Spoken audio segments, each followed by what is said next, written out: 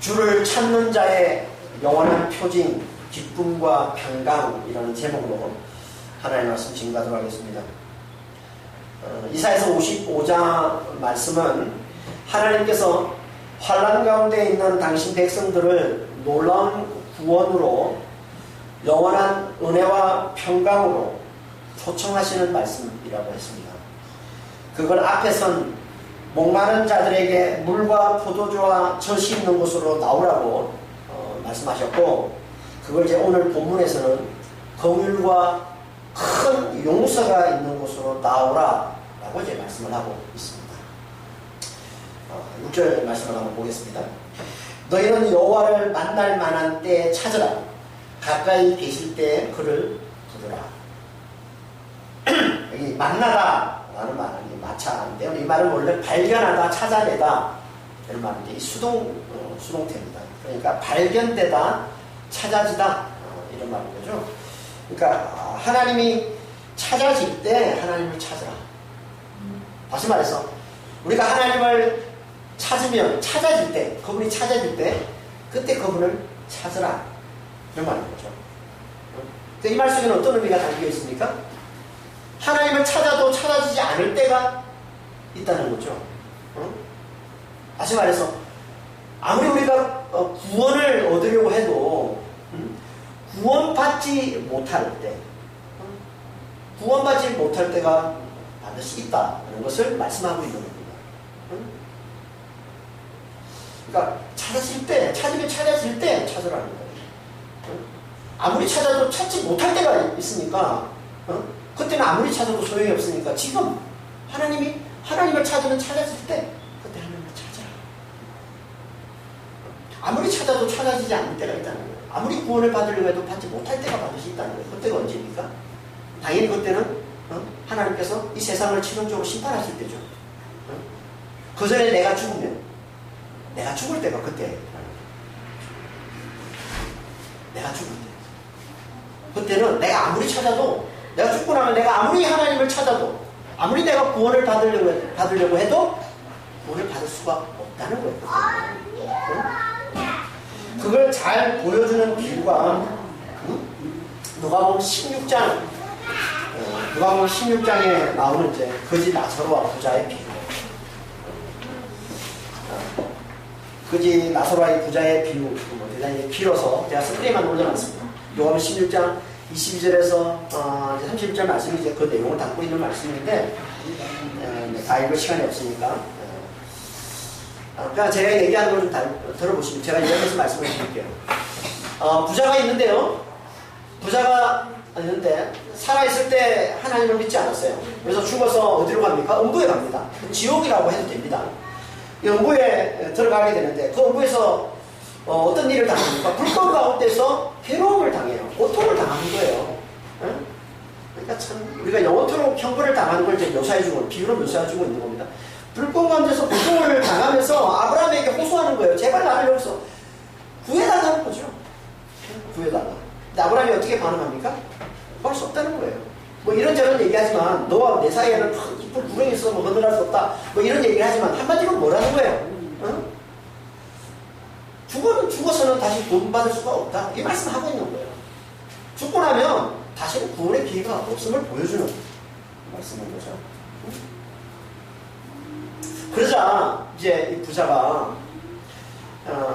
자기가 구원받은 걸 이제 포기하고 구원받을 수 없다는 걸 이제 알았으니까 그걸 포기하고 나사로를 죽은 자 가운데 다시 살아나는 자로 해서 자기 가족들 살아있는 지금 세상에 살아있는 가족들에게 보내서 제발 그들은 내가 있는 이 고통당한 영원히 고통당한 이곳으로 오지 않도록 그들을 구원해달라라고 얘기를 합니다. 나사로를 보내서. 그랬더니 어떻게 됩니까? 그것도 거절당하죠. 왜 거절당합니까? 말씀으로 된다는 거예요.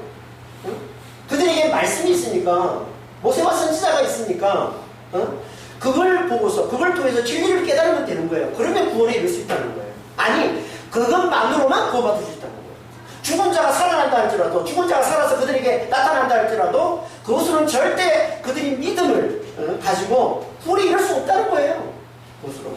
오직 말씀을 통해서 진리를 깨달은 자가 구원에 이룰 수 있다는 거예요. 그걸 말씀하고 응? 무슨 말이에요? 죽으면 아무리 하나님을 찾으려 해도 찾을 수가 없고 오직 이 땅에 있는 동안 말씀을 통해서만 하나님을 만날 수 있다. 말씀을 통해서. 그러니까 이 땅에서 우리에게 말씀이 전해지는 때, 말씀이 이렇게 전해지는 이때가 이게 뭐라? 이게 하나님을 만날 만한 때, 이게 하나님이 찾아질 때, 이게 하나님을 만나서 구원에 이를 때라는 거예요. 이때가 말씀이 전해지는 거예요.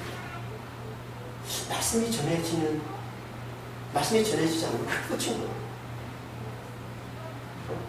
이 말씀이 전해지는 게 얼마나 귀한 겁니까, 이게. 말씀이 전해지지 않는 때가 온다니까요. 아무리 말씀을 들으려도 말씀이 전해지지 않는 때가 와요.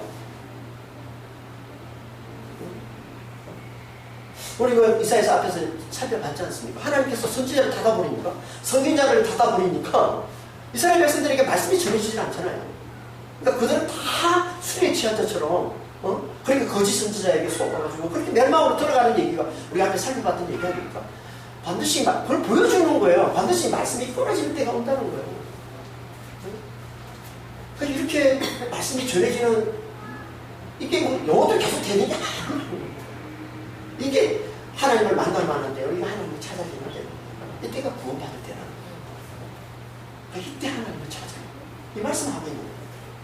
그러니까 이 말씀이 전해지는 걸 귀하게 알고 좀 이 가치를 좀 알아보고 말씀이 전해지는 때 좀 말씀 앞에 좀 나와서 좀 말씀을 좀 잘 들어야지 나중에 땅을 치고 그래야지 않는 자가 되는 겁니다. 안 그러면 나중에 땅을 치고 그래야지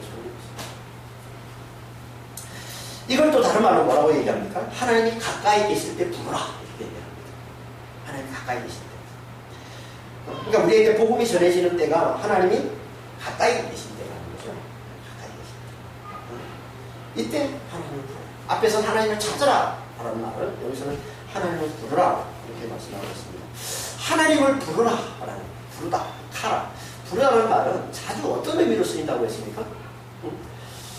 하나님 없이 죽을 수밖에 없는 자신의 연약함을 알아보는 자가 하나님만을 간절히 의지하는, 하나님을 예배하고 하나님을 간절히 찾고 하나님을 간절히 구하는 그걸 나타내는 의미로 성경에서 자주 쓴다고 그랬죠. 이 하나님을 부르다는 말을. 그래서 뭐라고 얘기합니까? 자신을 죽을 수밖에 없는 자로 알아보는 이 에노스만 하나님을 부르고 이렇게 하나님을 부르는 자에게 구원이 주어진다 라고 말씀한다고 했죠. 성경에서. 몇 군데 보겠습니다. 창세기 4장 26절에 셋도 아들을 낳고 그 이름을 에노스라 했습니다. 에노스라는 말이 무슨 뜻이라고 했습니까? 죽을 수밖에 없는 너무나 연약한 자라는 뜻이라고 했어요. 연약한 자. 그러니까 금방 깨지고만 아주 연약함을 나타내는 단어가 에노스예요. 이게 사람이라는 뜻으로 쓰고 있는 성경에서 에노스를. 이 에노스가 누구라고? 셋의 아들 에노스인데 이 에노스가 뭘 했다고 합니까? 그때 사람들이 비로소 여호와 이름을 불렀더라. 그러니까 자신을 죽을 수밖에 없는 연약한 존재로 알아보는 자가 하는 게 뭐냐면 그게 하나님의 이름을 부르는 거예요. 그러니까 하나님의 이름을 부르는 자가 어떻게 된다고 그래요? 요엘서 2장 32절에 누구든지 여호와의 이름을 부르는 자는 구원을 얻으리라. 이런 자는 구원을 받는다는 거예요. 로마서 10장 13절 14절에 누구든지 주의 이름을 부르는 자는 구원을 받으리라. 그런 자 그들이 믿지 아니하는 일을 어찌 부르리요? 듣지도 못하는 일을 어찌 믿으리요? 전파하는 자가 없이 어찌 들으리요? 그러니까 이 부르라는 이 말은 무슨 말이에요? 연약한 자, 하나님 없으면 죽을 수밖에 없음을 알아보는 이 연약한 자, 에노스가 말씀을 듣고 믿음으로 하나님만을 간절히 의지하는 걸 얘기하는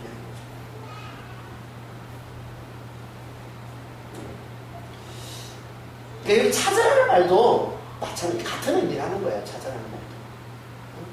그래서 이 찾으라는 이 말, 이 다라신데 이 말도 자주 구원과 연결해서 자주 말씀하고 있습니다. 성경에. 한번 보겠습니다. 아모스 5장 4절 6절입니다. 여호와께서 이스라엘 족속에게 이르시기를 너희는 나를 찾으라 그리하면 살리라. 너희는 여호와를 찾으라 그리하면 살리라. 그러니까 같은 의미인 거죠. 부르라, 찾으라, 봐. 다 같은 의미입니다. 다 뭘 말하는 겁니까? 하나님 말씀이 전해질 때 그 말씀을 좀 잘 듣고 믿음으로 하나님을 간절히 의지하는 자가 되라라는 말씀을 하고 있는 거죠. 응? 그럼 뭐라고? 그럼 구원입니다. 이제 누가 이렇게 말씀이 전해질 때, 응? 그 말씀을 잘 듣고 믿음으로 하나님을 간절히 찾는 자가 된다고요? 에노스. 하나님 자기가 죽은 자, 죽을 수밖에 없는 연약한 자임을 알아보는 자. 그러니까 우리가 환난을 통해서 그런 앞에서 우리가 지난주에 살펴봤던 이 목마름에 물 없는 광야, 물 없는 사막, 사막 같은 데 광야 같은 데 길을 잃고 헤매보세요. 그러면요, 난 진짜 죽은 자구나 알잖아요. 저는 내 힘으로 살 수 없는 자라는 걸 알잖아요. 그때 우리가 간절히 찾으려고 그게 믿는 자라는 거예요. 그래서 이 세상을 광야라고 그렇게 성경에서 자주 표현하고 있는 겁니다. 그러니까 이 광야의 이 환난을 통해서 하나님 없이는 죽을 수밖에 없는 연약한 존재임을 알아보는 자. 이들이 간절히 하나님을 찾게 되는 것이고 이렇게 간절히 하나님을 찾는 자들만 구원에 이르게 된다라고 말씀합니다. 하나님은 지금 누구에게 이 말씀하는 거예요? 하나님을 찾아라, 하나님을 부르라. 이걸 환난을 통해서 자신의 연약함을 알아보는 자에게 지금 이 말씀을 하고 있는 겁니다. 목마른 자들에게 이 말씀을 하고 있는 거라니까 지금. 물 없는 사막을 살고 있는, 광야를 살고 있는, 버려진 삶을 살고 있는 그런 자들에게 하나님께서 이 말씀을 하고 있는 거예요. 그렇지 않은 자들은요, 아무리 하나님이 이 말씀을 해도 하나님 말씀을 안 듣고 하나님 이 말씀을 무시할 줄 아니까 그런 자들에게 하나님 말씀하지 않아요. 목마른 자들에게 하나님께서 이 말씀을 하시는 겁니다. 그 자들에게 하나님께서 하나님이 찾아질 때, 말씀이 전해질 때 그 말씀을 잘 듣고 믿음으로 하나님만을 간절히 의지하는 자. 그런 겁니다. 그래서 예레미야 선지자는 오늘 이 본문 이 말씀을 하나님을 찾으라 라는 말씀을 좀 더 구체적으로 이렇게 말씀을 하고 있습니다. 예레미야 29장 13절 14절 너희가 온 마음으로 나를 구하면 나를 찾을 것이요 나를 만나리라. 이것은 여호와의 말씀입니다.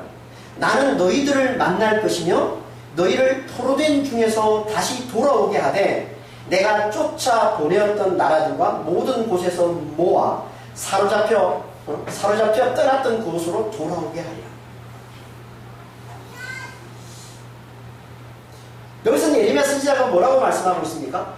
온 마음으로 하나님을 찾아라 말씀하고 있습니다. 오늘 본문에서 이사야가 하나님을 찾아라, 하나님을 부르라 라고 했던 것을 좀 더 강조해서 어떻게 보면 좀 더 정확하게 표현하고 있는 거예요. 온 마음으로 전심으로 하나님을 찾아라 이렇게 말씀하고 있습니다. 그래서 좀 전에 하나님을 찾아라, 하나님을 부르라는 말이 뭐라고 했어요? 환난을 통해서 하나님을 신 자기가 죽을 수밖에 없는 연약한 존재임을 알고 하나님을 간절히 의지하는 거라고 그랬죠. 그게 이거라는 거예요. 하나님을 간절히 의지하는 거, 하나님을 간절히 구하는 거, 이게 전심으로 하나님을 찾는 거예요. 이렇게 전심으로 하나님을 찾으면 하나님을 찾게 된다는 거예요. 하나님 만나게 된다는 거예요. 하나님이 만나주신다는 거예요. 하나님 만나주시면 뭐예요? 그게 구원인 거예요. 내가 하나님을 열심히 찾았어요. 열심히 찾으니까 하나님이 만나주셔. 그러면 그게 구원이라는 얘기예요. 응? 내가 찾지 않는데도 하나님 우리를 만나줘요. 그건 심판인 것이고. 응? 그게 구원이에요. 그래서 뭐라 그래요? 하나님 만나주시는데 너희가 포로에서 돌아올 것이다. 포로됨에서 풀려나서 그 환난 가운데서 풀려나서 다시는 그 환난을 당하지 않는 그곳으로 돌아오게 된다는 거예요. 그게 구원 아닙니까? 응? 그 말씀하고 있는 거잖아요. 그러니까 이 말씀은 전심으로 하나님을 찾는 자, 환난을 통해서 자신의 연약함을 알아보고 어려운 이런 삶을, 고통을 겪으면서 진짜 나는 하나님 없이는 살 수 없는 자 맞구나, 이거 좀 알아보고서 하나님을 간절히 의지하는, 전심으로 하나님을 찾는 자들만, 하나님 하나님이 그 환난에서 건져주셔서 그를 구원해 주신다는 말씀이에요. 이 말씀입니다. 그래서 예수님께서 이렇게 말씀하잖아요. 어린아이들만 너희들이 어린아이들처럼 하나님 나라를 받아들이지 않으면 결단코 그곳에 천국에 들어갈 수 없다라고 말씀하십니다. 누가복음 18장 14절입니다. 누구든지 하나님 나라를 어린아이와 같이 받아들이지 않는 자는 결코 거기에 들어가지 못하리라. 마태복음 18장 4절에 누구든지 어린아이와 같이 자기를 낮추는 사람이 천국에서 큰자리라. 이거 앞에서 몇 주 전에도 한번 살펴봤던 말씀인데요. 천국에서 크다 작다 이건 없어요. 천국은 다 큰 자지 무슨 천국에 크고 작은 자가 어디 있습니까? 절대 속지 마십시오. 천국에 뭐 왕이 있고 천국에 무슨 신하가 있고 서민이 있고 그런 거 없어요. 천국에는 다 큰 자예요. 그러니까 구원받는 자를 얘기하는 거예요. 천국에 들어가는 자를 얘기하는 거예요. 그러니까 어린아이와 같이 천국 하나님 나라를 받아들이는 이게 자기를 낮추는 자인데 어린아이같이. 그러면 이 어린아이같이 하나님을 받아들인다는 이 말씀은요. 요 바로 앞에 누가복음 18장 14절 바로 앞에 13절에 보면 사람들이 갓난 아기를 데리고 예수님께 나오는데 제 아들이 그걸 막아요. 그 상황에서 예수님이 하시는 말씀이에요. 그러니까 이 어린아이는 갓난 아기를 얘기하는 거예요. 너희가 이 갓난 아기같이 그렇게 하나님 나라를 받아들이지 않는 무슨 말이에요? 갓난 아기가 어떻게 합니까? 갓난 아기는 부모를 전적으로 신뢰하죠. 부모 없이는 살 수 없는 존재가 갓난 아기 아닙니까? 그런 것처럼 너희가 그렇게 하나님 나라를 받아들이지 않으면 그렇게 너희가 하나님 나라를 의지하지 않으면 하나님의 나라는 하나님의 다스림, 하나님의 통치를 얘기하는 겁니다. 하나님의 통치, 하나님의 다스림을 너희가 갓난아기처럼 갓난아기가 부모를 의지하듯이 그렇게 의지하지 않으면 그렇게 간절히 의지하지 않으면 전심으로 의지하지 않으면 너희는 천국에 결단코 들어올 수가 없어 라고 말씀합니다.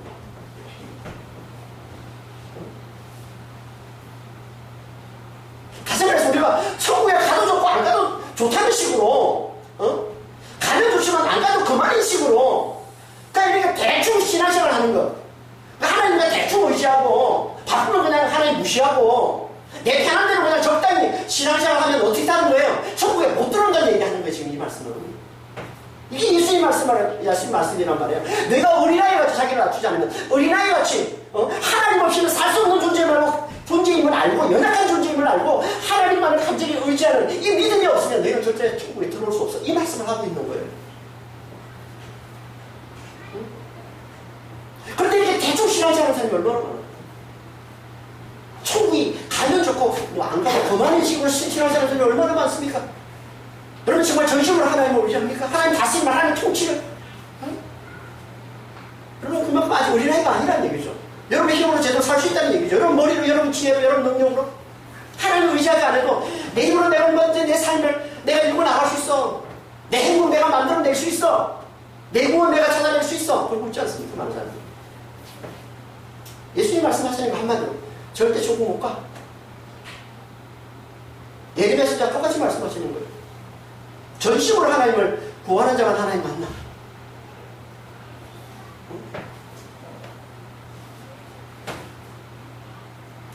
똑같이 말씀. 오늘 본문도 그 말씀하고 있는 겁니다. 6절 말씀도 그 말씀하고 있는 거예요. 그래서 6절 말씀을 좀 더 강조해서 다시 한번 말씀하고 있는 게 7절 말씀인데 7절에서 이렇게 말씀하고 있는 거예요. 7절 한번 볼까요? 보면 7절입니다.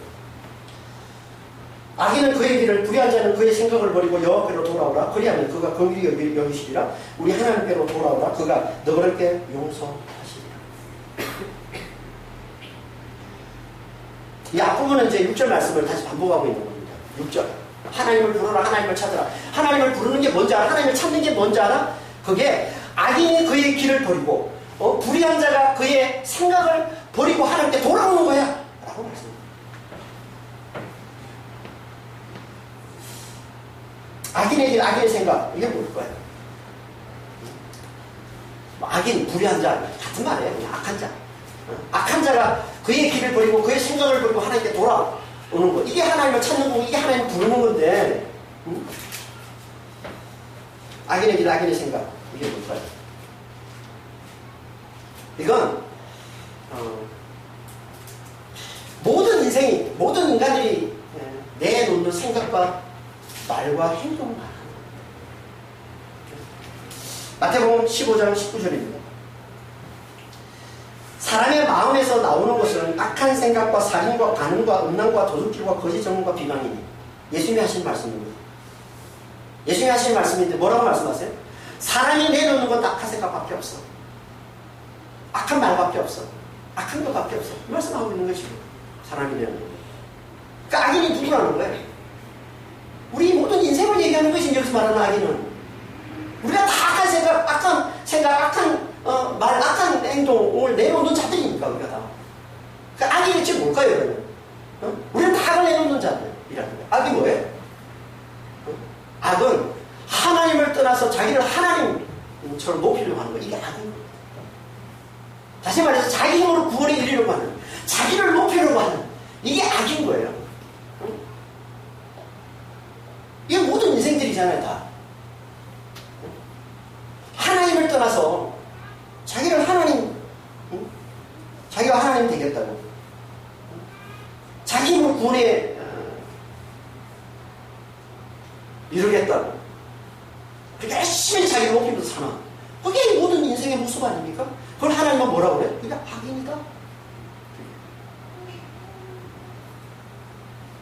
그들의 마음에서 나오는 건 뭐밖에 없다고요? 다 자기를 위해 남을 짓밟고 빼앗고 속이는 악한 생각, 악한 말, 악한 행동밖에 없다는 거예요. 자기를 위해서. 그리고 우리 인간이에요. 우리가 살기 편할 때는 우리가 선한 행동도 하고, 우리가 선한 말도 하고, 어려운 행동도 하고, 내 고아석자가 될 때, 내 삶이 너무나 힘들어질 때, 내 인생이 너무나 척박한 삶을 내가 살아갈 때, 내가 생각하는 그 악한 자, 그 악독한 자가 내가 되는 거예요. 그게 우리 모습 아닙니까? 그러니까 우리가 뭐 누가 악하다, 누가 악한 걸 보고서 막 우리가 너무 이렇게 막 악한 것에 대해서 너무 비판하고 정죄하고 하는 건요, 심리학자들이 그래요. 그런 건 뭐라고 하냐면 자기 속에 있는 그 악을 들키지 않으려고, 그래서 그때 큰 소리로 악을 비판하고 정죄하는 거라고 그래요. 그게 심리학자들이 하는 말이에요. 그게 투사라고 그러는 거예요. 그게. 자기 안에 그런 게 있는데 자기도 똑같이 있는데 그게 들키지 않으려고 더 큰 소리로 악한 자를 막 욕하고 미워한다고 그러는 거예요.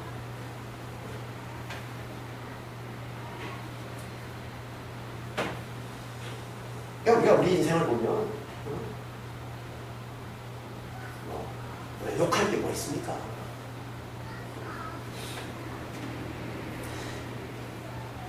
그러니까 우리는 다 자기를, 하나님을 떠나서 자기가 하나님 되겠다고, 자기 힘으로 구원에 이르겠다고, 자기를 높이며 사는 모든 인생들은 다 그렇게 자기를 위해서 남을 짓밟는, 자기를 위해서 남을 빼앗고 남을 속이고 남에게 훔치고 하는 그런 악한 생각, 악한 말, 악한 행동을 내놓는다는 겁니다. 그게 악인의 길, 악인의 생각. 여기 생각이라는 이 말은요, 생각이라는 이 단어가 마샤바라는 단어인데, 마샤바라는 단어는 하샤브라는 단어. 하샤브가 계획하다, 궁리하다, 보완하다 이런 말이에요. 그러니까 계획을 나타내는 거예요. 어떤 뜻이 있으면, 그러니까 악한 뜻이 있는데 자기를 하나님처럼 높이려고 하는 이 악한 뜻이 있어요. 이 악한 뜻을 이루기 위해서 계획하는 것, 그걸 위해서 궁리하고 보완해내는, 이게 생각인 것이고, 길은 그 계획에 따른 말과 행동을 얘기하는 거예요. 그게 여기서 말하는 길이에요. 그러니까 이걸 버리고, 이 악한 생각, 이 악한 말, 이 악한 행동, 이걸 버리고 하나님께 돌아오는 거, 이게 뭐라고? 이게 하나님을 찾는 거. 정확히 말하면 이게 전심으로 하나님을 찾는 거라는 거예요.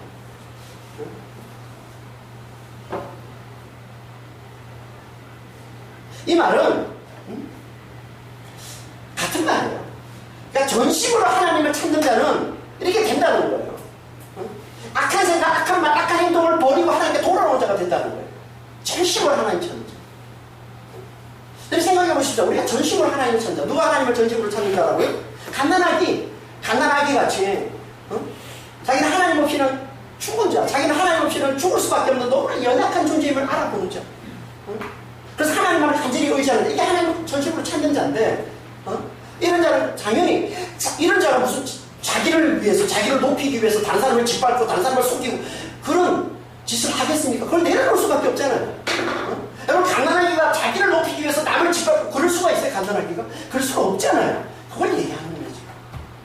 그러니까 전심으로 하나님을 찾는 자는 악한 생각, 악한 말, 악한 행동을, 악한 길, 내려놓을 수밖에 없다는 거예요. 이걸 버릴 수밖에 없다는 거예요. 그래서 이 6절에 너희 하나님을 찾아라, 하나님을 부르라 라는 말은 명령문이 맞는데요. 뭐래 보면 이 7절에 나오는 7절에 나오는 악한 길, 악한 생각을 버리라, 여호와께 돌아오라 라는 말은 원어에는요 명령형이 아니라 미완료 동사입니다. 미완료 동사. 그러니까 이 말은 전심으로 하나님을 찾는 자는 악한 생각, 악한 말, 악한 길을 내려놓을 수밖에, 버릴 수밖에 없음을 보여주는 거예요. 같은 말이란 말이에요.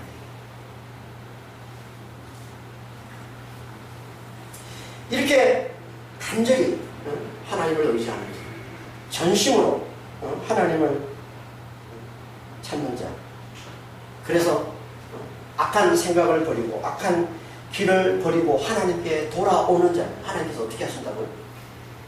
긍휼히 여기시고 크게 용서해 주신다라고 말씀합니다. 이게 실주만절 말씀이죠.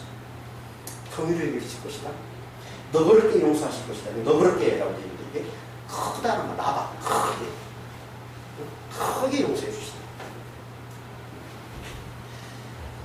하나님 긍휼히 여기시는 건 하나님 구원을 나타내는 겁니다. 그래서 아주 하나님이 긍휼히 여기셔서 구원하신다라는 말을 항상 같이 자주 쓰고 있는 거예요. 한번 보겠습니다. 이사야서 49장 13절 15절 17절입니다. 여호와께서 그의 고난 당한 자를 긍휼히 여기실 것이니라. 여인이 어찌 자기 태어난 자식을 긍휼히 여기지 않겠느냐. 그들은 혹시 이럴지라도 나는 너를 잊지 아니할 것이라. 너를 헐며 너를 황폐하게 하던 자들을 너를 떠나가리라. 내가 너를 그들에게서 구원해 줄 것이다 라는 말씀이에요. 긍휼히 여기시는 게 우리를 구원해 주시는 겁니다. 하나님이 긍휼히 여기시는 또 하나님이 우리를 크게 용서해 주시는 것도 우리를 구원해 주시는 거예요. 그래서 우리의 죄사함을 예수님께서 뭐로 비유하십니까? 1만 달란트 빚진 것을 탕감받은 것으로 비유하는 거죠. 이게 우리 죄사함 받은 거예요. 크게 빚진 것을 탕감받아. 이게 크게 하나님을 용서해 주는 이게 이게 죄사함, 우리의 죄사함. 우리가 우리의 죄가 사함받았다는 것은 죄로 인한 환난에서 건짐받았다는 말이에요. 같은 말이에요. 그래서 이사야서 40장 2절에 보면 이렇게 말씀하고 있는 거예요. 너희는 예루살렘의 마음에 닿도록 말하며 그곳에게 외치라. 그 노역의 때가 끝났고 그 죄악이 사함을 받았느니라. 죄가 사함받은 게 곧 뭐라는 거예요? 노역의 때가 끝났다. 환난이 끝났다는 거예요. 환난에서 건짐받았다는 거예요. 더 이상 환난이 없다는 거예요. 이게 죄를 사함받은 거예요. 그게 구원인 거예요. 같은 말을 하고 있는 거죠. 그러니까 이 말씀은 예레미야서 29장 13절 14절 우리가 좀 전에 살펴봤던 그 말씀에서 하나님을 찾으면, 전심으로 하나님을 찾으면 하나님 만나주시는데, 어떻게 하나님 만나주셔서 어떤 일이 벌어진다고요? 너희가 포로되면서 풀려나리라, 돌아오리라. 그걸 똑같이 말씀하고 있는 거예요. 그걸 말씀하고 있는 거예요. 그러니까 여기 말하는 긍휼, 이 큰 용서가 마치 포로되면서 풀려나는 그 환난에서 건진받는 구원을 말씀합니다. 그러니까 하나님은 하나님을 전심으로 찾으면, 다시 말해서 악한 길, 악한 생각 그걸 버리고 하나님께 돌아오면 하나님께서 그들을 긍휼히 여기시고 그들을 크게 용서하셔서 그들의 모든 죄를 사하시고 모든 환난에서 그들을 건져 주신다. 놀라운 구원을 베풀어 주신다. 어떻게 하면 하나님을 전심으로 그리고는 이제 하나님께서 그렇게 되는 이유를 말씀해 주세요. 전심으로 하나님을 찾으면 내가 너를 만나주고 너를 구원해 주는데 그 이유가 뭔지 알아? 라고 말씀하고 있는 게 그게 8절 이하의 말씀입니다. 그래서 8절은 왜냐하면이라는 단어, 키라는 접수사로 시작되는 거예요. 8절 한번 보겠습니다. 이는 왜냐하면 내 생각이 너의 생각과 다르면 내 길은 너의 길과 다르기 때문이다. 여호와의 말씀. 하나님의 생각, 하나님의 길이 우리의 생각과 우리의 길과 다르기 때문이에요. 우리의 생각, 우리의 길이 뭐라고 했어요? 그래서 오늘 앞에서 말했던 악인의 그 생각, 그 길이 뭐라는 거예요? 우리의 생각, 우리의 길이라는 거예요, 이게. 우리 인생에. 이게 뭐라고 그랬습니까? 자기가 하나님 되겠다고, 자기 힘으로 구원에 이르겠다고, 자기를 높이려는 이 악한 뜻을 이루고자 하는 우리 인간들의 모든 계획, 인간들의 모든 이 생각들, 이 방법들, 이 말과 이 행동들, 이게 우리의 계획, 우리의 생각, 우리의 길이라고 그랬죠. 그 끝이 뭡니까? 해가지고 우리가 우리를 구원에 이르게 하나요? 우리를 구원해 낼 수 있나요? 그럴 수 없잖아요. 우리는 우리에게 살 수 없잖아요. 그러니까 다 실패해요. 끝이 결국 실패해요. 결국은 구원에 이르지 못하고 영원한 멸망으로 떨어지고 마는 게 끝이잖아요. 우리의 생각, 우리의 길의 끝은 실패와 멸망인 거예요. 그렇죠? 하지만 하나님의 생각, 하나님의 길은 아니라는 거예요. 그게 우리와 다르다는 겁니다. 하나님의 생각, 하나님의 길은 뭐겠어요? 하나님의 뜻. 하나님의 뜻이 뭘까요? 전심으로 하나님을 찾는 자. 우리 앞에 살펴본 전심으로 하나님을 찾는 자. 이걸 그냥 한마디로 하면 하나님을 믿는 자예요. 이게 하나님 믿는 자예요. 전심으로 하나님 찾는 자를 구원에 이르게 한 것. 이게 하나님의 뜻이잖아요. 이 뜻을 이루기 위한 하나님의 모든 계획, 하나님의 모든 말씀, 하나님의 모든 행하심, 이게 하나님의 생각, 이게 하나님의 길이라는 거예요.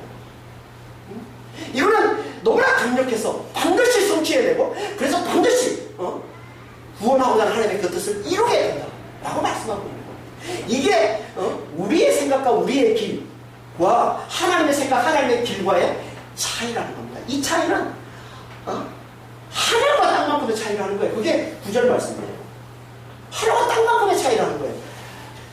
실패할 수밖에 없는 우리의 생각과 우리의 이 길과 반드시 성취해야 되고야만 하나님의 생각, 하나님의 길의 이 차이는 하늘과 땅의 차이. 9절. 이는 하늘이 땅보다 높은 같이 내 길은 너희 길보다 높으며 내 생각은 너희 생각보다 높은. 여기서 다 이유를 나타내는 접수사로 시작되는 거예요. 같은 말을 하고 있는 거지. 한마디로 천지 차이라는 거죠. 우리의 생각, 우리의 길과 하나님의 생각, 하나님의 길은 천지 차이라는 거예요. 왜 천지 차이예요? 우리의 생각, 우리의 길, 우리를 구원해, 우리 힘으로 우리를 구원하려고 우리가 하나님 되겠다고 자기를 높이려고 하는 이 생각이 이게 반드시 실패해서 누구나 무력하기 때문에 반드시 실패해서 결국 영원한 멸망으로 돌아갈 수밖에 없지만 반대로 하나님의 뜻을 이루고자 하는 믿는 자를 하나님의 전심으로 하나님을 찾는 자를 구원에 내시려거나 하나님의 그 뜻을 이루고자 하는 하나님의 생각과 하나님의 그 길은 반드시 성취가 되기 때문에 그래서 우리를 반드시 그 영생, 그 구원에 이르게 하시기 때문에 그 차이는 하늘과 땅의 차이라는 거예요. 이게 하나님의 생각, 하나님의 길이에요. 하나님의 생각, 하나님의 길은 반드시 그 뜻을 성취해야 된다. 반드시 하나님의 그 목적을 이루어낸다는 겁니다. 이걸 강조하기 위해서 다시 한번 하늘의 눈, 하늘의 이 비를 비유로 들어서 다시 한번 자세히 설명하고 있는 게 그게 10절, 11절 말씀입니다. 10절 한번 보겠습니다. 이는 비와 눈이 하늘로부터 내려와서 그리로 되돌아가지 아니하고 땅을 적셔서 소출이 나게 하며 싹이 나게 하여 파종하는 자에게는 종자를 주며 먹는 자에게는 양식을 준 것 같이. 자, 내 길, 내 생각, 내 생각, 내 길, 하나님 말씀하신 대로 내 생각, 내 길 반드시 성취해내는데 그게 뭐와 같은 줄 알아? 그건 하늘에서 내리는 비와 눈과 같은 거야. 그 비와 눈이 자 땅을 내리면, 땅에 내리면 그냥 되돌아가는? 아니지 않나? 아니지 않나는 거예요. 그걸 반드시 땅을 적시고 땅을 흡족하게 만든다는 거예요. 땅을 만족시킨다는 거예요. 그래서 땅에서 땅에 생산물이 나오게 만든다는 거예요. 생산물이 나오고 싹이 나게 만든다는 거예요. 그래서 이 씨를 뿌리는 자 농부에게 씨를 주고 그리고 먹는 자에게 양식을 가져다 준다는 거예요. 이 비가 그렇게 하잖아요.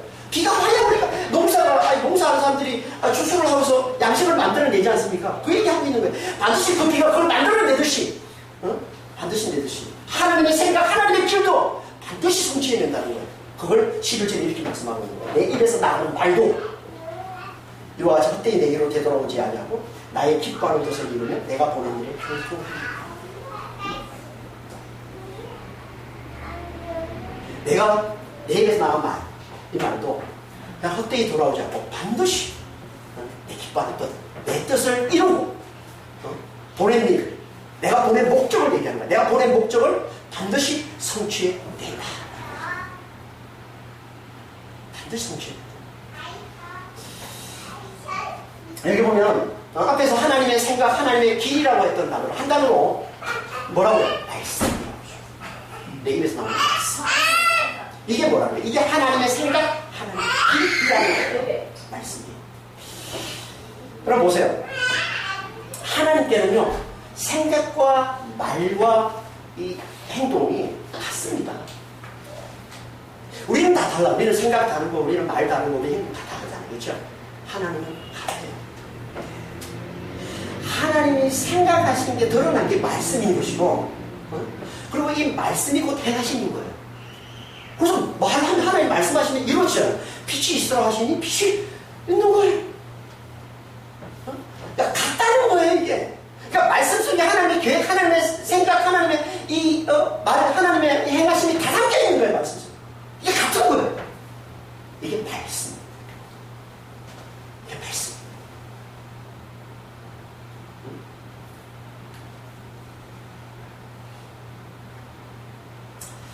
그래서 하나님의 말씀은 절대 헛되이 돌아오지 않는다. 반드시 하나님의 뜻을 이루어요. 반드시 하나님이 보내신 그 목적을 반드시 성취한다. 라고 말씀합니다. 하나님 그 뜻, 그 목적이 뭐라고? 믿는 자를 구원. 전심으로 하나님을 찾는 자에게 공용과 큰 용서를 베푸시는 것. 하나님 그 뜻, 그 목적을 반드시 이루신다. 너가 말씀.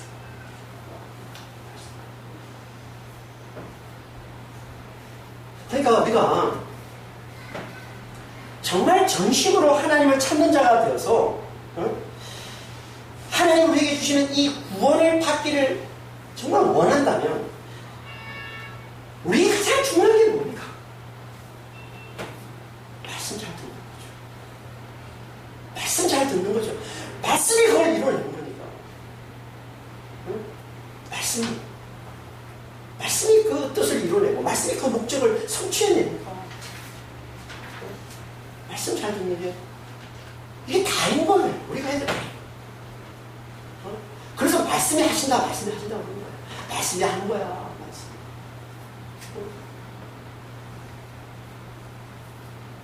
그러니까 우리가 말씀을 잘 듣면, 말씀을 잘 들으면 이 말씀이 우리 삶 가운데 역사에서 반드시 하나님의 뜻, 우리를 구원해 내시잖아요.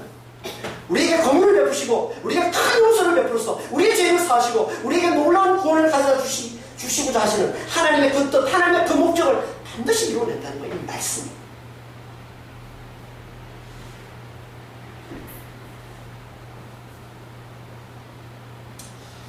이걸 좀 더 정확히 말하면요, 우리가 말씀을 잘 들을 때 성령께서 역사하셔서 하나님의 그 뜻을 이루어내신다는 겁니다.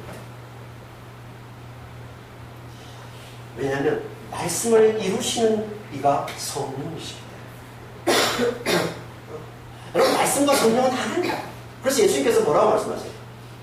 내가 너에게 이런 말이 영이요 생명이라고 하는 거예요. 말씀과 성령은요 절대 분리되는 게 아닙니다.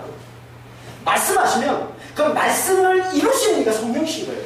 그래서 그냥 한 왼쪽으로 그냥 말씀이라고 하는 거고, 이걸 나눠서 말씀과 성령이라고 하는 거예요. 말씀과 성령은 절대 분리되는 거 아닙니다. 우리가 말씀을 붙들면, 그 말씀을 의지하면, 말씀을 놓지 않으면 반드시 성령께서 역사하셔서 하나님의 그 뜻을 우리 삶 가운데서 반드시 이루어내신다는 거예요. 이게 말씀과 성령의 역할인 겁니다. 이사야 34장 16절입니다. 너희는 여호와의 책에서 찾아 읽어보라. 이것들 가운데서 빠진 것이 하나도 없고 제짝이 없는 것이 없으리니 이는 여호와의 입이 이를 명하였고 그의 영이 이것들을 모으셨습니다. 우리가 이사야 34장 강의하면서 자세히 우리가 살펴봤던 말입니다. 말씀하시면 하나님은 말씀하시고 그 말씀을 성령을 통해 주시고,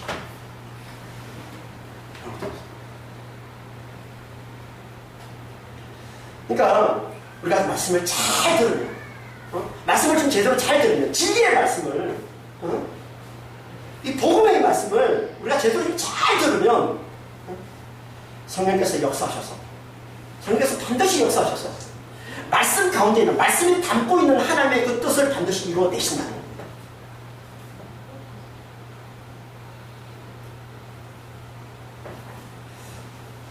그래서 사람들이 말씀을 잘 들을 때, 말씀을 잘 듣는데도 오히려 환난당하기도 하는 거예요. 어려움을 겪기도 하는 거예요. 말씀을 잘 듣는데. 왜 그런 거예요? 성령께서 그렇게 끌고 하시는 거예요. 뭐 하시려고? 전심으로 하나님 찾는 자로 만들어서 구원해내시려고.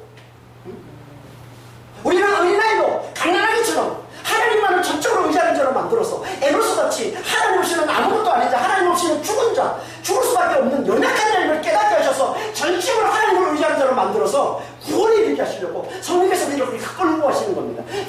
잘 들으면 반드시 하나님이 응답하시고 반드시 하나님이 역사하시는데 때로 우리 눈으로 볼 때는 환란으로 역사하는 것으로 볼 수도 있다는 얘기예요. 어떤 많은 사람들은 믿음이 약한 사람들은 거기서 포기하고 마는 거예요. 말씀을 못 들었더니 안 되네. 오히려 더 힘든 데 생기네. 그래서 우리가 하나님의 능력을, 이 말씀의 이 능력을 우리가 제대로 누리지를 못하는 겁니다. 포기하면 안 되는 거예요. 말씀을 곁으로 붙드세요. 그럼 성령께서 반드시 우리를 끌고 가시는데, 그게 성령이 끌고 가시는 건데 성령이 일하시는 거잖아요. 말씀을 안 볼 때는 별이 없다가 말씀을 볼 때 어려움을 당해요. 그러면 성령이 일하시는 거거든요. 우리를 낮추셔서, 우리를 하나님처럼 낮추셔서, 에너처럼 낮추셔서, 하나님만을 전심으로 하나님을 의지하는 자로 우리 하나님 그렇게 만들어서 구원해 내시려고 우리를 끌고 하시는 거란 말이에요. 그러니까 말씀을 놓지 않으면 성령께서 반드시 우리 삶 가운데서 이 구원을 만들어 내신다는 겁니다. 할렐루야. 말씀을 놓으면 안 되는 거예요. 절대. 말씀이 일한다니까요. 말씀이 역사한다니까요. 지혜의 말씀을 잘 들으십시오. 포기하지 마십시오. 낙심하지 마십시오. 그 가운데 혼란이 찾아온다고, 어려움을 당했다고, 생각지도 않은 힘든 일이 생겼다고 제발 포기하지 마십시오. 반드시 하나님 역사하십니다. 성령께서 역사하십니다. 반드시 우리를 구원해 내시는 거예요. 우리 하나님을 구원받고 있습니다. 그렇게 해서 성취에 있는 하나님의 뜻이 뭐라고 봅니까? 하나님의 긍휼과 큰 용서, 환난에서 벗어나는 구원.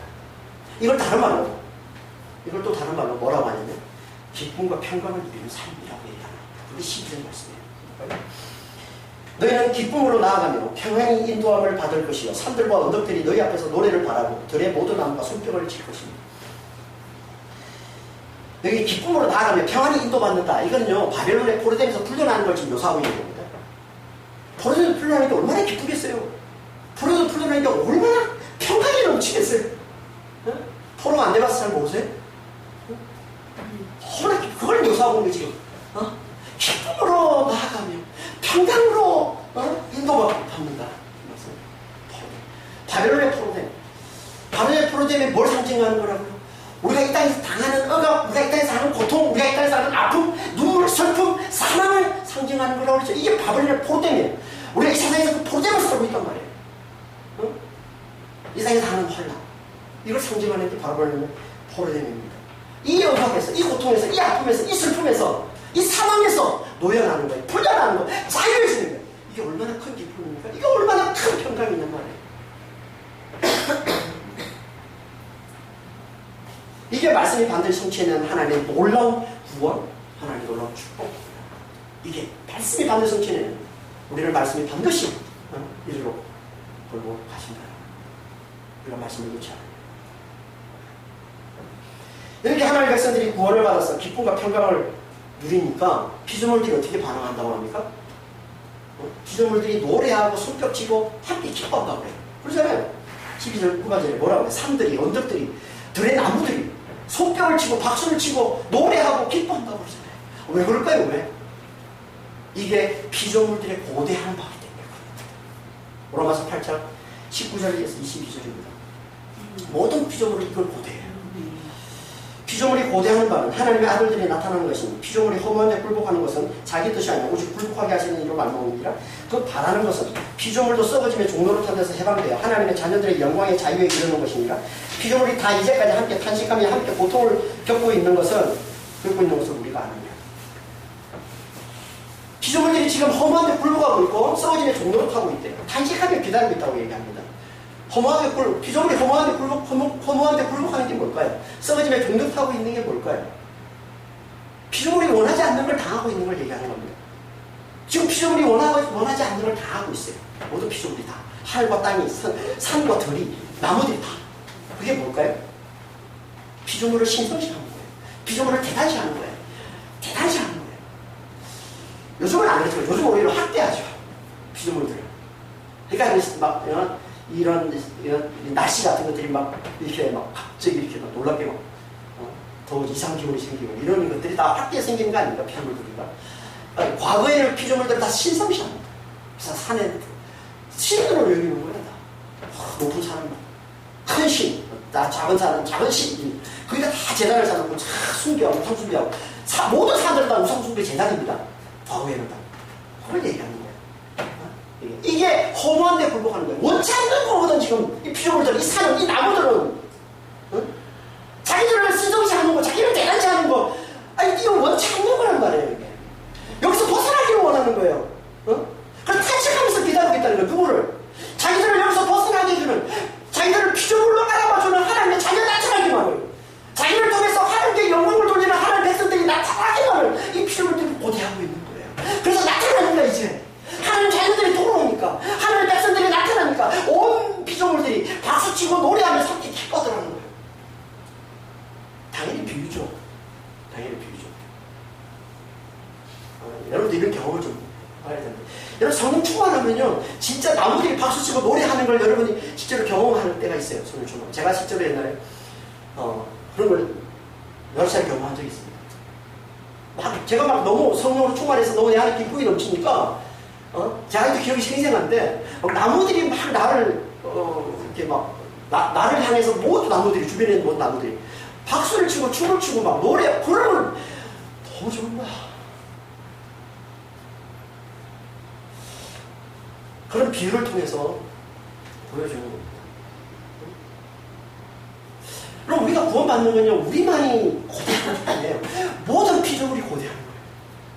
모든 피조물들이 자기를 피조물로 알아봐주는, 자기를 통해서 하나님께 영광 돌리는 그런 하나님의 자녀들이 나타나기만 고대하는 거예요.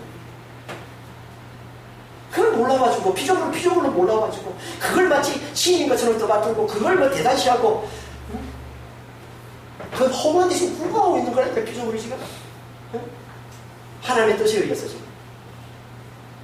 그런 걸 보면서 하나님의 자녀들이 하나님을 알아보도록 하기 위해서 하나님이 피조물을 그렇게 쓰시니까 막 어쩔 수 없이 피조물들이 그 굴복해서 지금 참고 견디고 있는 거란 말이에요, 지금. 근데 속으로 지금 간절히 원하고 있어요.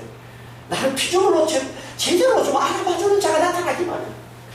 그럼 그게 뭐라는 거예요? 그게 피조물의 해방, 그게 피조물의 자유인 거예요. 그게.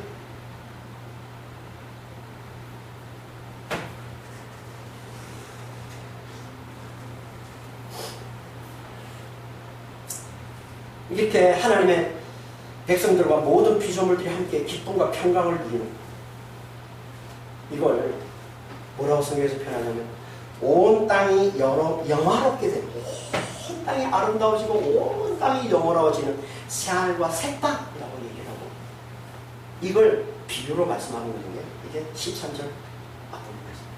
13절. 잣나무는 가시나무를 대신하여 나며 화석류는 찔레를 대신하여 날 것이다. 가시나무 찔레는 항상 성경에서, 우리가 이사야서 앞에서 여러 차례 살펴봤는데 이건 다 환란과 멸망을 나타내는, 환란과 멸망의 땅을 나타내는 표현입니다. 볼까요? 이사야서 5장 6절입니다. 내가 그것을 황폐하게 하리니 찔레와 가시가 날 것입니다. 황폐한 땅에서 나타나는 게 찔레와 가시예요. 그리고 이사야서 41장 19절에 광야에는 어디에요? 이사야서 32장 13절 14절에 내 백성의 땅에 가시와 찔레가 나타나 대적 궁전이 폐한바되며 인구 많던 성읍이 적막하며 멸망이 당하고 나타나는 겁니다. 반대로 잣나무와 화석류는요, 아름다움과 영광을 나타내는 표현입니다.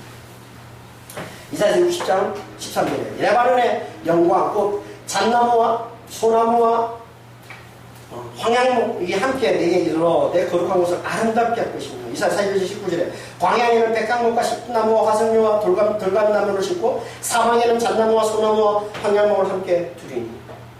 뭐를 말씀하고 있는 거예요, 이 말씀? 이 말씀은 우리가 전전 시간에 살펴봤던 폐허가 된 예루살렘이, 폐허됐잖아요. 멸망당해서 폐허가 된 그 예루살렘이 빛나는 보석들로 꾸며진 새 예루살렘이 된다는 말씀, 같은 말씀을 하고 있습니다.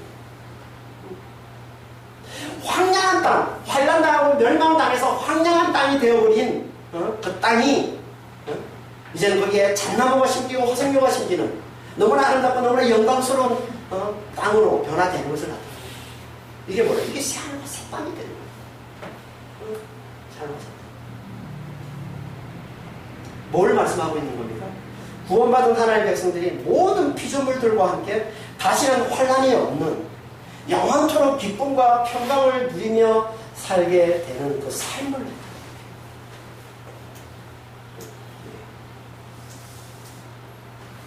새 예루살렘, 새 하늘과 새 땅. 이게 하나님의 베푸시는 놀라운 구원이라는 거예요. 영원토록 기쁨과 평강을 누리면서 다시는 환난이 없는, 다시는 사망이 없는, 다시는 눈물이 없는 영원토록 기쁨과 평강만을 누리며 사는 그 삶. 이게 너무나 놀라운 구원이기에 이건 영원토록 하나님께 하나님만을 높이는 하나님의 영광이 될 것이다 라고 말합니다. 이게 하나님을 높이는 하나님의 영광이 될 것이다. 그래서 이걸 뭐라고 해요? 여호와께 이름이 되며 영원한 표징이 될 것이다 라고 말씀하고 있는 거예요. 이게 13절 후반절 말씀이에요. 여기 기념이라고, 기념이라는 단어, 쉐면 이름이에요. 이름. 이름이라는 단어가 좀 어색하다고 보니 기념으로 이렇게 번역을 했는데 이름이 맞는 거예요. 이름이 뭐라고 그랬습니까? 하나님의 이름. 하나님의 이름은 필요 없으신 분이에요. 그렇죠? 그분이 혼자 계시면 필요 없죠. 근데 세상이 있잖아요. 세상과 구별돼서 하나님을 지칭해야 될 거 아니에요. 그게 이름인 거예요.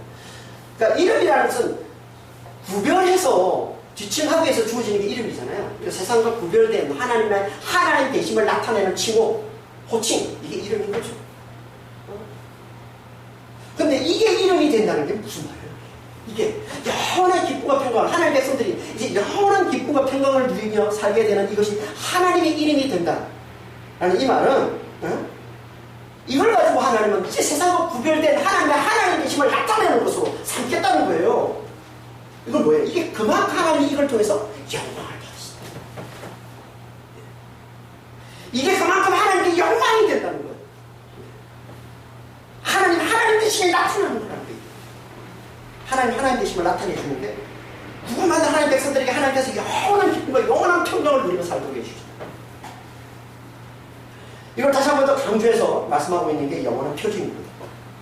영원한 표징이라는 이 단어 오트인데 히브리어로 오트라고 그러고 헬라어로는 세미엘이라고 그러고 이 단어 앞에서도 여러 차례 살펴봤습니다. 징조, 또 증거, 또 표적 이런 단어 기억나십니까? 그래서 여러 차례 이게 뭘 의미하는지 우리 함께 나눴었는데 표징이 뭐라고 했습니까? 표적은 하나님 되심을 보여주는 증거예요. 예를 들어서 오병이어가 예수님이 세메이어 표적이라고 그랬는데 이 세메이어 이게 표적이에요. 그게 뭐예요? 예수님의 메시아 되심, 그리스도 되심, 구원자 되심을 나타내는 표적이란 말이에요. 그게. 근데 사람들은 그걸 표적으로 못 알아보고 자기 배만 생각하고서 배불러 죽으니까 맨날 예수님 와가지고 떡 만들어주세요. 그러니까 예수님이 사라지고 없는 거 아니에요. 표적으로 주신 건데 나의 구원자됨을 알아보라고, 내가 너희를 구원하라고 메시아임을 알아보라고 하나님 주신 표적인데, 마찬가지로 표적은 다, 성경에서 말하는 표적은 다 하나님 되심을 보여주는 증거를 말하는 겁니다. 그게 표적인 거예요. 그게 표적인 거예요. 근데 보통 그냥 증거는, 그냥 표적은 세상에서 하나님 되심을 보여주는 거라면 영원한 표적, 영원한 증거는 천국에서 영원토록 하나님 되심을 보여주는 증거로 하나님 삼목을 얘기하는 거예요. 그러니까 영원한 표적, 영원한 증거로 나의 나됨, 하나님 되심을 보여주는 영원한 표적, 이 증거로 삼는다는 것은 뭘 말하는 겁니까? 이게 하나님 되심을 가장 잘 보여주는 거라는 거예요. 이걸 통해서 하나님이 가장 영광 받으시는 거라는 거예요. 그게 뭐예요? 그게 하나님 백성들이 영원토록 기쁨과 평강을 누리며 사는 삶. 이게 하나님 되심을 가장 잘 보여주고 이걸 통해서 하나님이 가장 영광 받으시는 거예요. 다시 말해서 이 말씀은 이런 말씀이에요. 이게 너무나 놀라운 구원이기에 이 구원을 받은 자, 영원한 기쁨, 영원한 평강을 누리며 사는 자들은 영원토록 하나님만을 높이게 되는 것이고, 이렇게 영원토록 하나님을 높이는 이 영광을 받으시는 하나님께서는 이걸 당신의 이름으로 삼으시고 당신의 영원한 표적으로 삼으셔서 절대 이것이 끊어지지 않도록, 절대 이것이 내려지지 않도록 만드시겠다는 거예요. 이게 우리의 구원이란 말이에요. 이게 하나님 우리에게 베푸시는 놀라운 구원이란 말이에요. 영원한 기쁨과 영원한 평강을 누리게 하시는 하나님의 놀라운 구원이란 말이에요. 하나님을 영원토록 높이고 우리가 구원받은 우리는 이게 너무나 놀라운 구원이기에 영원토록 하나님을 높이고 하나님이 이걸 당신의 이름으로 삼아서 당신의 영원한 표정으로 증거로 삼아서 절대 이것이 끊어지지 않고 절대 이것이 멸해지지 않도록 하나님이 만들어 주시다. 그래서 우리가 영원토록 기쁨과 평강을 누리며 살게 되는 겁니다. 이걸 하나님께서 우리에게 반드시 주신다는 거예요. 영원한 기쁨, 영원한 평강. 잘 와닿지 않죠? 우리를 지금 뭐예요? 영원한 행복이 영원한 행복. 아니, 모든 인간들이 원하는 게 행복 아닙니까? 세상에서 가장 사람들이 원하는 게 행복이잖아요. 어? 그 온전한 행복, 그 영원한 행복을 하나님 우리에게 주시겠다는 거예요. 여러분, 잠시의 행복은 우리가 우리 힘으로 만들어낼 수 있을지 몰라도 잠시 잠깐의 행복은, 온전한 행복은, 영원한 행복은 절대 우리 힘으로 만들 수가 없잖아요. 그러나 하나님이 주셔야만 우리가 누릴 수 있는 거란 말이에요. 하나님 이거 우리에게 주시겠다는 거예요. 누구에게? 전심으로 하나님을 찾는 자에게. 어린아이가 되어서, 강은아이가 되어서 하나님 없이 죽은 자임을 알아보고, 하나님 없이 아무것도 아닌 자임을 알아보고, 하나님만을 전심으로 의지하는 자, 간절히 하나님을 찾는 자, 그들에게 하나님께서 이걸 주신다고.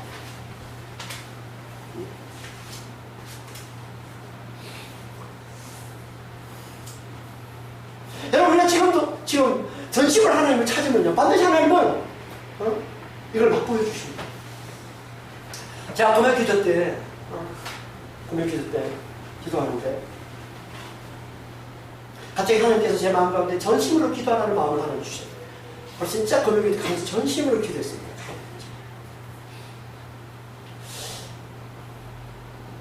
그래서 진짜 하나님께서 제 안에 평강을 주시는 것을 제가 경험을 했습니다. 제가 걱정하고 염려하고 있는 부분들이 다 가라앉아요. 하나님께서 그 문제를 타치하시고, 하나님 그 문제를 다루시고, 하나님께서 그 문제를 해결하신다는 데서 오는 그 평강이 제 안에 막 밀려오는 걸 제가 경험을 합니다. 여러분, 저는요, 신앙생활에서 이걸 너무 많이 경험합니다. 그런데 저는 이 전심의 이 능력을 알아요. 전심으로 구하는 이 능력을 알아요. 전심으로 기도하는 능력을 알아요, 저는. 제 아버님이 지금 와 계시지만, 아버님이 옛날에 교회 안 다니실 때, 제가 아버님께서 기도를 전심을 하고 제가 그다음 기도 안 했어요. 제가 그때 확실하게 하나님께 응답을 받았거든요. 제가 얼마나 전심으로 기도한지 아십니까? 제 옆에 같이 기도하던 친구가 제가 전심으로 기도할 때 기도하면 막 땀도 흘리고 막 입에서 막 침도 나오잖아요. 그런데 피가 나오는 거예요. 그래서 친구가 옆에 있는 아직도 그 친구 이름도 기억나는데, 그 친구가 저한테 형, 피가 나왔어. 땀방울이 핏방울이 됐어. 그러는 거예요. 땀방울. 예수님 광야에서 기도하시잖아요. 그때 전심으로 기도하니까 땀방울이 핏방울이 되도록 기도하셨다고 그러거든요. 그러니까 사단이 물러나고 천사들이 수종드는 이제 그 이야기가 나오잖아요, 성경에. 그런데 그 친구가 땀방울이 핏방울이 됐다고 그러는 거예요. 근데 실제로 이걸 입에서 이제 막 제가 간절히 기도하면서 입에서 나오는 이 피가 튀어나온 건데, 이걸 이제 땀방울이 핏방울이 됐다고. 그런데 실제로 제 얼굴에 반점이 생겼어요. 제가 3일 동안 반점이 있었어요. 그래서 모르는 사람들은 주변에서 이제 보고 반점이 생겼다고 뭐 축사해야 된다, 뭐 귀신을 쫓아야 된다 그러면서 난리를 피우는데, 저는 그거 알았어요. 제가 전심으로 기도할 때 하나님이 제게 주시는 응답으로 제가 알았기 때문에 놀랍게 3일 후에 이 사라져버리고 제 안에 엄청난 평강이 왔어요. 그리고 그다음부터 저는 아버지를 위해서 기도 안 했습니다. 그날 제가 그 밤에 아버지를 위해서 그 기도하느라고 이렇게 전심으로 기도했거든요. 그리고 실제로 그 위에 아버님이 교회 나오신 거잖아요. 저는 전심으로 기도하는 기도의 능력을 잘 압니다. 그래서 전심으로 기도합니다. 저는 자주. 문제가 생기면 반드시 하나님 응답하세요. 우리가 기도하고 있는 그 기도, 우리가 바라는 그거 그대로 응답을 주시지 않더라도 하나님 반드시 응답하는데, 만일에 내가 지금 기도하고 있는 그 문제가 해결되는 모습으로 나타나지 않으면 반드시 하나님은 또 좋은 모습을 주십니다. 이게 다윗이 받은 기도 응답이란 말이에요. 여러분, 다윗이 자기 죄 때문에, 바세바의 간통 때문에 하나님이 다윗을 칩니다. 그래서 다윗을 치는데 하나님이 어떻게 하시냐면 다윗이 아들을 죽여요. 다윗과 바세바 사이에 난 아들을 하나님이 죽이십니다. 아들이 병들어 죽게 되니까 다윗이 간절히 기도합니다. 하나님 앞에. 제발 살려달라고 일주일 동안 금식하면서 기도합니다. 근데 어떻게 돼요? 아들이 죽습니다. 응답이 안 됐죠. 죽었죠. 그럼 낙심해야 되잖아요. 안 해요. 다윗은 낙심하지 않습니다. 하나님을 간절히 의지하는 그 다윗은 하나님을 믿은 거예요.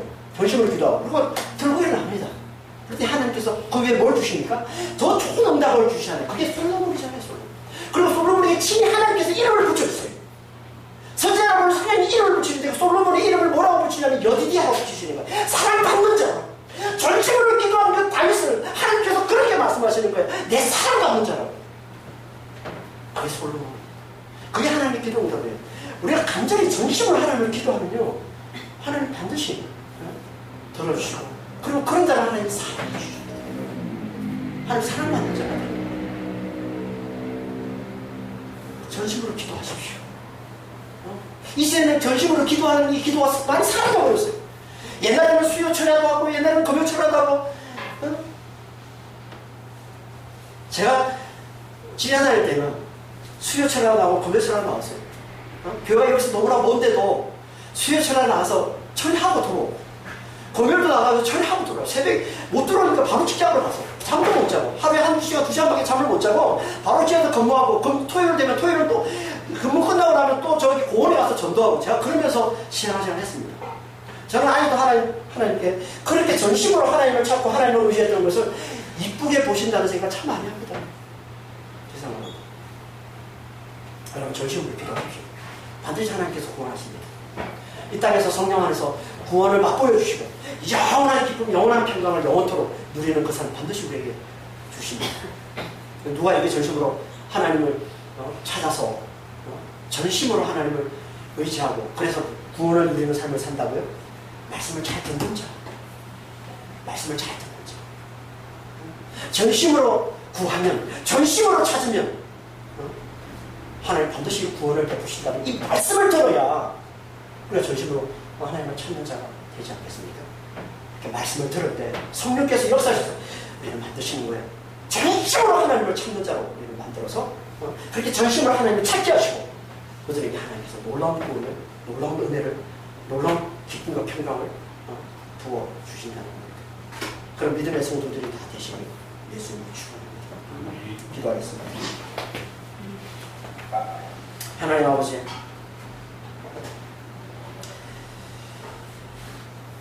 우리는 너무나 연약하고 또 악해서 하나님을 전심으로 찾지를 못합니다. 우리가 환난을 통해서 우리의 연약함을 알아봐야, 우리가 하나님을 위해 죽을 수밖에 없는 자임을 우리가 환난을 통해서 깨달아야만 우리는 하나님 앞에 나와서 하나님을 간절히 의지하는, 하나님을 전심으로 찾는 아버지 하나님, 그런 믿음의 사람이 될 수 있습니다. 주여, 저희를 축복하여 주시옵소서. 정말 하나님을 전심으로 찾는 자에게 하나님께서 약속하신 이 구원, 이 영원한 평강, 이 영원한 기쁨을 누리며 사는 자가 될 수 있도록 저희를 축복해 주시고 인도하여 주시옵소서. 아버지 하나님, 이런 우리가 하나님을 말씀을 의지할 때, 아버지 하나님, 말씀이 역사해야만 주여 이 삶을 우리에게 이루어질 수 있습니다. 주여, 항상 말씀을 가까이 하게 도와주시옵소서. 이 진리의 말씀을 잘 듣게 하여 주시옵소서. 그래서 말씀을 들을 때 성령께서 역사하셔서 우리를 전심으로 하는 참여자로 만들어 주시고, 그래서 마침내 하나님의 그 놀라운 구원, 그 영원한 기쁨, 그 영원한 평강을 누리며 사는 자가 될 수 있도록 저희를 축복해 주시고 인도하여 주시옵소서. 감사합니다. 우리 주 예수 그리스도로 기도합니다.